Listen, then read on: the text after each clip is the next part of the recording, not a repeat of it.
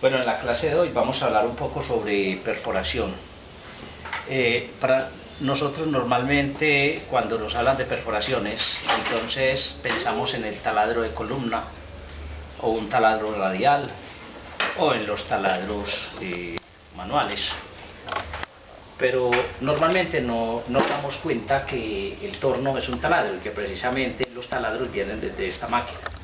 Entonces hoy vamos a hacer una clase en donde vamos a mostrar todo tipo de perforaciones que se pueden hacer en esta máquina, desde elementos metálicos y elementos en madera, que normalmente es lo que nosotros estamos trabajando. Para eso hay una cantidad de elementos interesantes que son, por ejemplo, un mandril de 4 mordazas que me sirve incluso para fijar las brocas, un plato de tornillo central que me puede servir para fijar materiales que van a ser perforados, en este caso materiales de madera. Necesitamos también un mandril portabrocas con cono Morse, que este es para ser montado sobre la pínola, y tenemos allá en el osillo un mandril montado también portabrocas. Es muy importante cuando nosotros venimos a la máquina que podamos montar mandriles tanto en la contrapunta como en el osillo principal. Cuando nosotros tenemos la posibilidad de montar mandriles en los dos lados, vamos a hacer un trabajo muy interesante, porque muchas veces la pieza va a estar en rotación. Entonces, si la pieza va a estar en rotación, puede estar montada o sobre un mandril de 4 mordazas o sobre un plato de tornillo central o un plato perforado. En este caso, el que estaría girando sería el material, y la broca puede ir montada en un mandril portabrocas sobre la contrapunta. Para nosotros hacer perforaciones tenemos diferentes tipos de brocas, como de este tipo, que de pronto muchas personas no conocen. Esta broca se llama Forstner, es una broca muy especial, es una broca que se compone de un mango, de la copa. Esta copa es la que tiene el diámetro con el que vamos a perforar, entonces digamos vienen desde 1/4 y pueden ser hasta 2, 3 pulgadas, 4 pulgadas o más. Hay estuches, por ejemplo en este caso, donde tenemos desde 1/4 hasta 2 pulgadas y 1/8. Entonces tenemos acá la copa es la que nos da el diámetro de perforación, entonces 2, 3 pulgadas, 4, en este momento esta broca es de 2 pulgadas y 3/4. El mango, que es el mango de fijación, que esto por convención tienen una longitud, estas por ejemplo tienen longitudes menores, pero en veces tenemos que hacer perforaciones mucho más profundas, entonces en ese caso podríamos hacer extensiones para estos accesorios, para estas brocas. En este caso, por ejemplo, tenemos este eje que tiene una espiga acá. Esta espiga en este caso es de media pulgada para ser agarradas en mandriles hasta de media pulgada, y aquí tiene la parte interna en donde esta broca se ajusta perfectamente sobre él. Entonces con estos tornillos prisioneros lo sujetamos y ya le dimos longitud a la broca. Esta extensión incluso la venden los mismos que venden las brocas, o pueden ser construidas. Un mecánico industrial bien puede construir este tipo de extensión. Este tipo de broca está compuesta en su diámetro por un sisador. El sisador es esta parte externa que está aquí, que en este caso es dentada. En las brocas más pequeñas no necesariamente tiene que ser dentado. Por ejemplo, en este estuche, desde 1 pulgada hacia abajo, miren que la broca no viene dentada, el sisador es totalmente plano, simplemente con un ángulo hace el corte. El sisador es el que corta primero la fibra, y luego vienen en este caso 2 cuchillas barredoras, 1 y 2 cuchillas barredoras, y la punta central, que es donde ella se apoya inicialmente para poder iniciar la perforación. Profe, ¿hay alguna posibilidad de afilar esas brocas? Siempre se pueden afilar este tipo de brocas. Entonces lo más normal es que cuando una broca de esta no te corta, la mandas a un lugar especializado para que la afilen. Es importante saber que estas brocas siempre se afilan es dentro de esta ranura, ¿cierto? En esta cara plana es donde se afilan. Muchas veces se corrigen acá, pero el afilado realmente se hace sobre esta parte plana, ¿ya? Cuando yo tengo una perforación ya hecha, yo puedo utilizar esas brocas para ampliar, por decir, 1/4 de pulgada de esa perforación que tengo allí hecha. Bueno, es muy interesante la pregunta porque ella tiene un eje central en donde ella se apoya.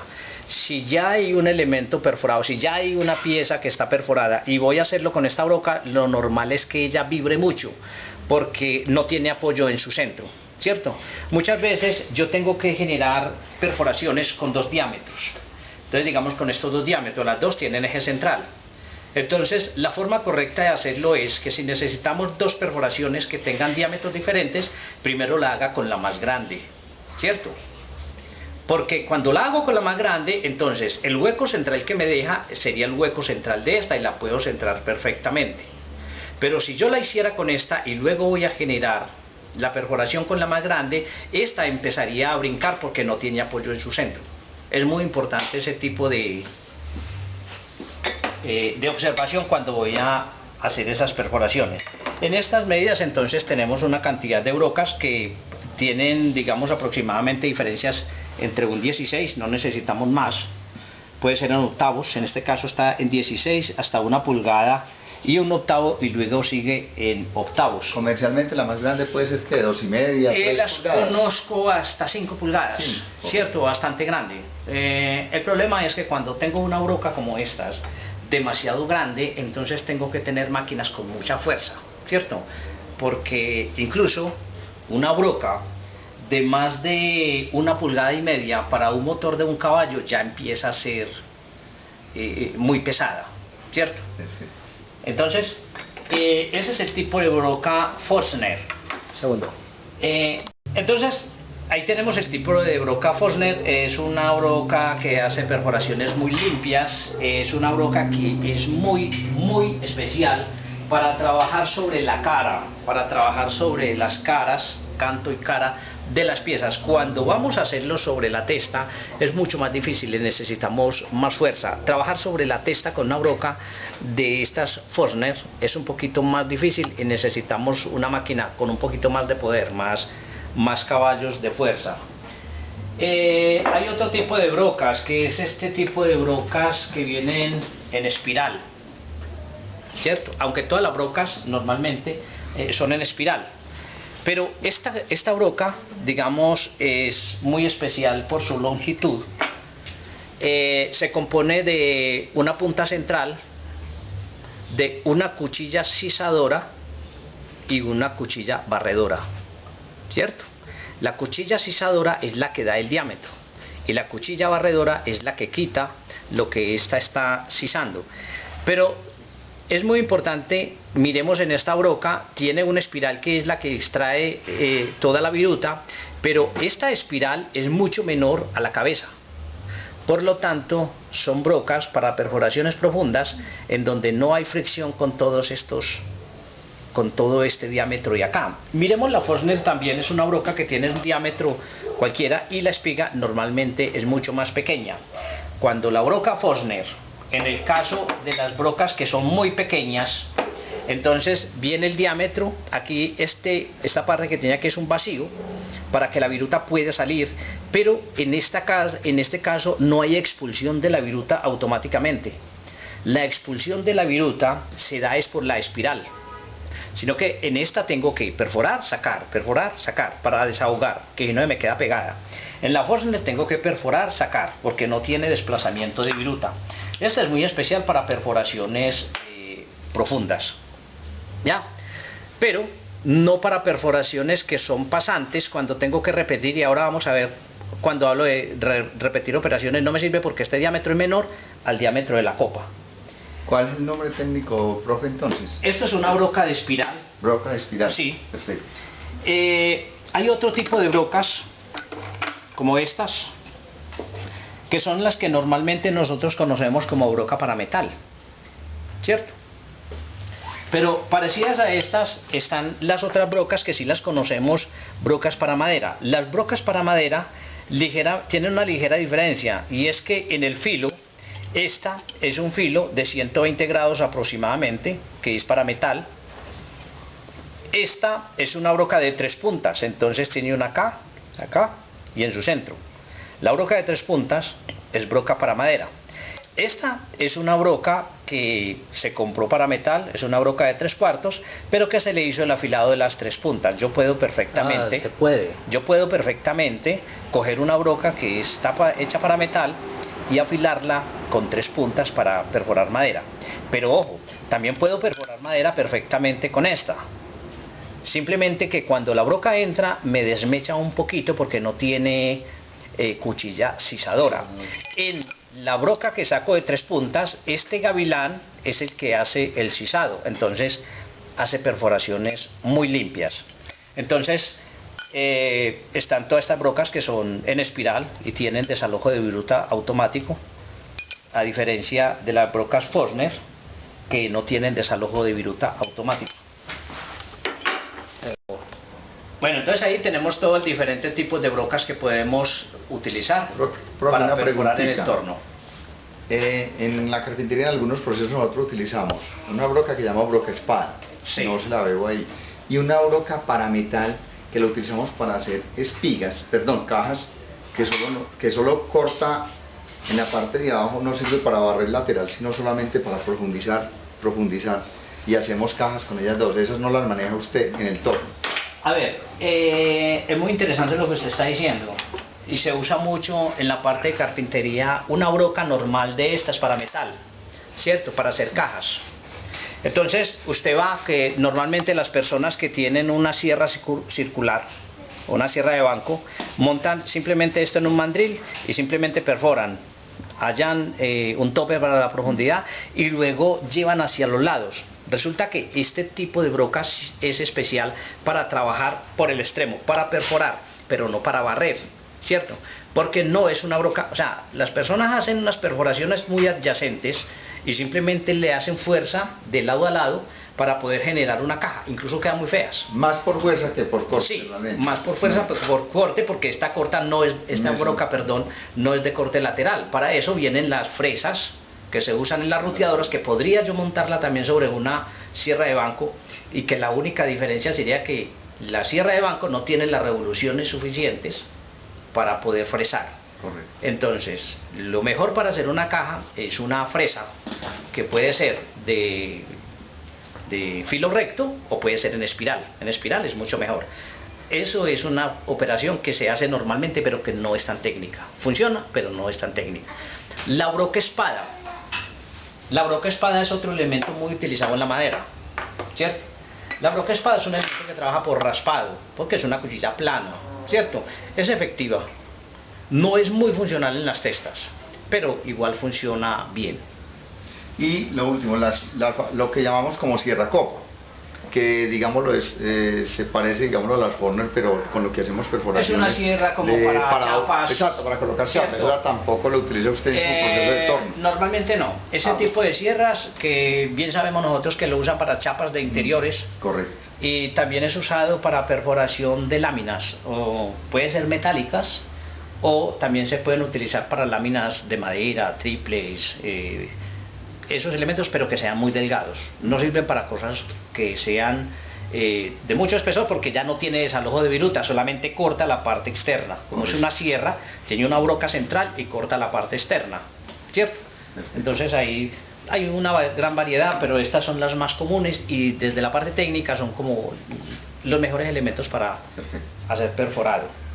A ver, entonces es muy importante cuando yo llego a un torno y tengo un husillo, que en este caso está roscado desde la parte interna para la fijación de uñas de arrastre y mandriles portabrocas, y está roscado desde la parte externa para la fijación de platos, que bien pueden ser platos de tornillo central, platos perforados, platos ranurados o mandriles autocentrantes.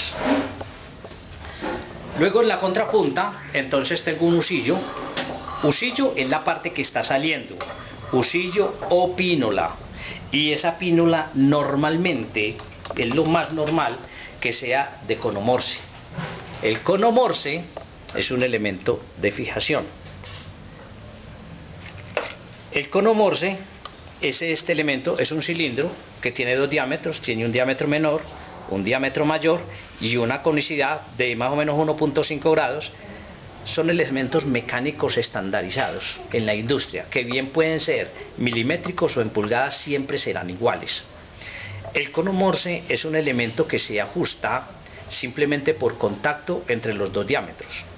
De hecho, si esta conicidad es de 1.5 grados, la conicidad interna de la pínola tiene que ser exactamente igual. Cuando venimos acá a ajustarlo, es muy importante que esto siempre esté muy limpio, el husillo desde la parte interna, y observen, mire que con esa pequeña fuerza ya él quedó pegado ahí, ¿cierto? Esta pínola, desde esta volante hay un tornillo que saca o retrae la pínola, pero cuando el tornillo pega sobre el cono Morse, inmediatamente lo extrae. En este caso tenemos un punto giratorio, pero aquí tenemos ya el mandril portabrocas. Este mandril tiene lengüeta, por lo tanto él choca, porque en este caso... Pero también el Morse por la... Sí, cierto, sí. Simplemente tiene una lengüeta que es más larga. Perfecto. Él choca. Entonces saco hasta donde ya no haya choque y ya está fijo ahí. Cuando nosotros montamos este mandril sobre la pínola, quiere decir que lo que está girando está montado sobre el husillo. Tengo también la forma de montar este mandril, que es un mandril con espiga roscada, en este caso de 3/4, y lo puedo montar sobre el husillo principal. En algunos tornos es muy común que el husillo principal venga también con cono Morse, por lo tanto este mandril sería cono Morse. Y si el cono Morse del husillo principal es número 2 o número 3, entonces debería ser igual en este lado. Este puede ser más grande y puedo tener camisas de reducción. Lo que es muy importante es saber qué cono Morse tengo. En este caso, este cono Morse es un cono Morse número 3. Eso lo conoce de uno desde la parte metalmecánica. No tiene que hacer nada para cambiarlo. Simplemente si usted necesita un cono Morse 3, dice que es 3 o es 2 o es 4 o es 5 y simplemente te lo venden de esa forma. A mí personalmente me gusta más cuando puedo roscar el mandril sobre el husillo. ¿Por qué? Porque es mucho más estable. Cuando tengo piezas muy grandes o tengo una broca muy grande acá y le acerco otra para perforar, la vibración, si no he sido cuidadoso con la limpieza de ese husillo, la vibración me lo puede sacar, inmediatamente queda flojo, ¿cierto? Si tiene la broca apoyada, pues no volaría, pero se afloja muy fácil. Este husillo, este mandril, ahí tiene muy buena fijación, entonces como es por rosca, puede que vibre la pieza y él no se me va a caer de ahí, ¿ya? Es muy importante.